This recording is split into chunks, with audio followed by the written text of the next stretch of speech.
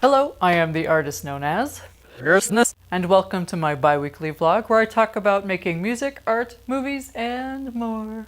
A few episodes back, when I was explaining the process of breaking down a script, I talked a little bit about what the producer was. But if you've ever watched those credits roll by, you've probably noticed that there can sometimes be a lot of different kinds. So what are they, and what do they all do exactly?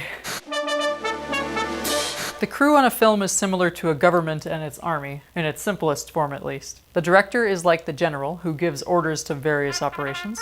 The producer is the commander-in-chief, and he or she usually has the final say when it comes to decisions.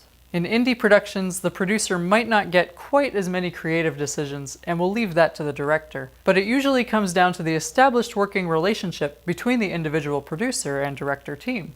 Sometimes these are even the same people.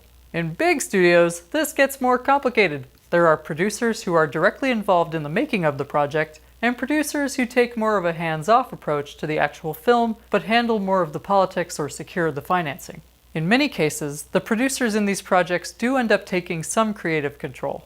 Generally speaking, no matter what the size of the film, producers are managers. They expertly delegate tasks and ensure that things are getting done on time and on budget. And they are usually one of the first people to be hired in each of their respective departments.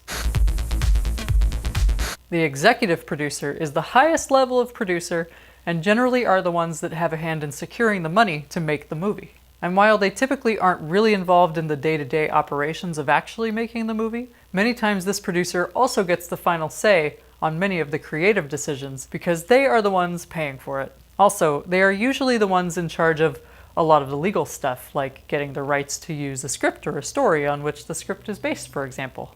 Ultimately, though, the executive producer is the one who gets the ball rolling in the first place. He or she hires the movie's lead producer and prepares the initial budget for the producer to utilize. The non-executive producer is more hands-on. He or she takes the budget, hires the appropriate people, creates the schedule, and then oversees the whole operation to ensure that the schedule is on budget and followed. This person is everywhere, on set, in the production office, at locations, seriously everywhere. In really big productions, the main producer hires departmental producers to handle the specifics in each department. The biggest reason for this is that there are a few departments which can be pretty specialized, so it's helpful to have somebody who knows those departments on a deeper level manage them. The other, more obvious reason, of course, is that crews can get massive pretty quickly. And let's be realistic, one person can't be everywhere at once. At least, until someone finally makes that little time turner from Harry Potter into a reality. Here are some of the common departmental producers. The line producer. This person is in charge of the production department specifically, and acts as the liaison between the studio, the producer, and management. Post-producer. This person is in charge of the editorial team, and anything that needs to be done at the end of making a film. Editors, assistants, post-PAs, colorists, and more. VFX producer. This person handles the visual effects teams, schedules, and budgets. They source out vendors and artists and make sure that shots are coming back at the highest quality possible on time. Did you have a different idea of what the producer does before watching this video? What was it? Tell me if you've learned anything from my explanation in the comments. Thank you for watching. Hit that thumbs up button below. It helps me more than you know. And join the Uncensored by subscribing to my YouTube channel, my newsletter, or by following me on Facebook, Twitter, or Instagram.